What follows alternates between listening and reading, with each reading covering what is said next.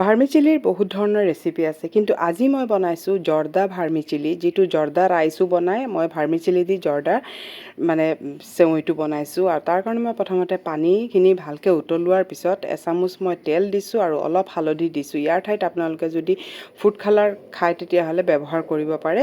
আৰু এতিয়া এইখিনি ৰোষ্টেড হয়, সেইকাৰণে মই ইয়াতে ডাইৰেক্ট ঢালি দিছোঁ। যদি কেঁচা থাকে তেতিয়াহ'লে আপোনালোকে এবাৰ ভালকৈ ভাজি ল'ব, বিনা তেল দি পেলাই ভাজি ল'ব, তাৰপিছত এই ধৰণে পানীত দিব। আৰু মাজে মাজে চেক কৰি থাকিব, যদি প্ৰেছ কৰি দেখে যে টান হৈ আছে তেতিয়াহ'লে ননবৰকাত এৰি নিদিব, নহ'লে কিন্তু বেছি গলি যাব পাৰে। আৰু এতিয়া এই ধৰণে মই চেক কৰি আছোঁ, আৰু এতিয়া মই আকৌ চেক কৰিছোঁ। মানে যেতিয়া আমি হাতেৰে প্ৰেছ কৰিম পূৰা মানে সিজাৰ নিচিনা হ'ব লাগিব, বা দুটুকুৰা হৈ যাব লাগিব। এয়া চাওক দুটুকুৰা হৈ গৈছেগৈ, এয়া চাওক এইখিনি, তাৰমানে এইখিনি পূৰা পাৰফেক্ট হৈ গৈছে, ইমানো বেছি সিজিব নালাগে। এতিয়া মই এইখিনি নমাই দিম, আৰু এতিয়া চালনী এখনত মই এইখিনি নমাই দিছোঁ। আৰু নমোৱাৰ লগে লগে মই ফ্ৰিজৰ ঠাণ্ডা পানী ইয়াত ব্যৱহাৰ কৰিম, বা এনেই নৰ্মেল ঠাণ্ডা পানী ব্যৱহাৰ কৰিলেও হ'ব, যাতে কুকিং প্ৰচেছটো ৰখি যায়গৈ, নহ'লে আকৌ বেছি সিজি যাবগৈ, এটাৰ গাত এটা লাগি যাব পাৰে। এতিয়া মই লৈছোঁ এখন কেৰাহী, তাত মই লৈছোঁ অলপ ৰিফাইন। একেবাৰে ডাইৰেক্ট ঘিউত বনাব পাৰি, কিন্তু মই একেবাৰে ঘিউত বনোৱা নাই। কি হয়, ঠাণ্ডা হ'লে অলপ মানে ঘিউটো মুখত লাগে, সেইকাৰণে মই ইয়াত অলপ ৰিফাইন তেল দিছোঁ আৰু অলপ ঘিউ দিম। আৰু সেইকাৰণে মই দুইটা ব্যৱহাৰ কৰিছোঁ। অকল ঘিউৰে বনালে মানে পিছত ঠাণ্ডা হোৱাৰ পিছত কেতিয়াবা ফ্ৰিজত ৰখা হয়, ঠাণ্ডা হোৱাৰ পিছত কি হয়, টান টান হৈ যায়গৈ।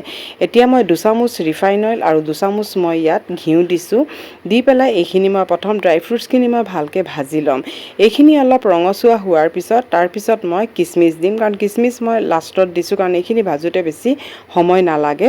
আৰু এতিয়া এইখিনি মই এই ধৰণে পূৰা ভাজি ল'ম। আৰু এইখিনি মই পানীখিনি গোটেইখিনি মানে পৰি গ'লগৈ, আৰু এইখিনি ইয়াত দি দিছোঁ।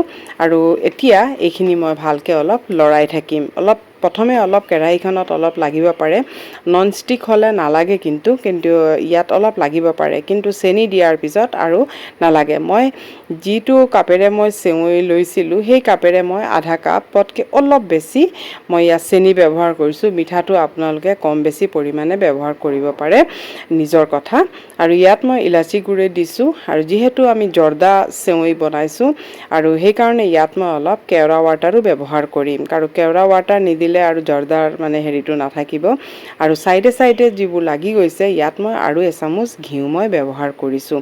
এতিয়া মই ইয়াত অলপ কেওৰা ৱাটাৰ দিছোঁ, ইয়াৰ ফ্লেভাৰটো যে ইয়াত কিমান ভাল লাগে, সেইকাৰণে ইয়াত অলপ একেবাৰে 2-3 টোপালমান মানে দিছোঁ। বেছি দিলে আকৌ বেছি মানে ষ্ট্ৰং মানে হেৰিটো হৈ যাব ফ্লেভাৰ, সেইকাৰণে মই ইয়াতে এই ধৰণে দিছোঁ। দি পেলাই আকৌ লৰাই মেলি, আৰু প্ৰথম দিয়াৰ পিছত চেনিখিনি পূৰা গলি যায়গৈ, পানী পানী হৈ যায়। তাৰপিছত মই কি কৰিম, ঢাকি পেলাই থৈ দিম।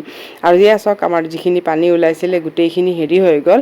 আৰু এতিয়া এইখিনি আৰু হেৰি কৰিব নালাগে, এইখিনি মই নমাই দিম। চাওকচোন কিমান ধুনীয়া জৰ্জৰীয়া হৈছে, আৰু ঠাণ্ডা হোৱাৰ পিছত আৰু বেছি ধুনীয়া হয়। আৰু এইখিনি এতিয়া মই ঠাণ্ডা হোৱালৈকে নমাই থৈ দিম। আৰু এয়া চাওক এইখিনি ঠাণ্ডা হৈ গ'লগৈ, আৰু ইমান ধুনীয়া হৈছে, তাৰ লুকছটো ইমান ধুনীয়া হৈছে, আৰু খাবলৈ যে তাতকৈ বেছি মানে ধুনীয়া, মানে সোৱাদ লগা হৈছে। এই ধৰণে বনাই পেলাই থৈ দিলে যেতিয়া মন যায় মিঠা খাবলৈ তেতিয়াই খাব পাৰি। আৰু ইয়াত এটা কথা, চেনি মানে মই যিমান দিছোঁ তাতকৈ যদি কম খায় কম পৰিমাণেও দিব পাৰে। আৰু চাওকচোন এটা এটা চেৱৈ হৈছে, আৰু ইমান ধুনীয়া। যদি জৰ্দা ৰাইচ হেৰি কৰিব যদি মন নাযায়, তেতিয়াহ'লে চেৱৈটো বনাই খাব পাৰে। এবাৰ কিন্তু ট্ৰাই কৰি চাব।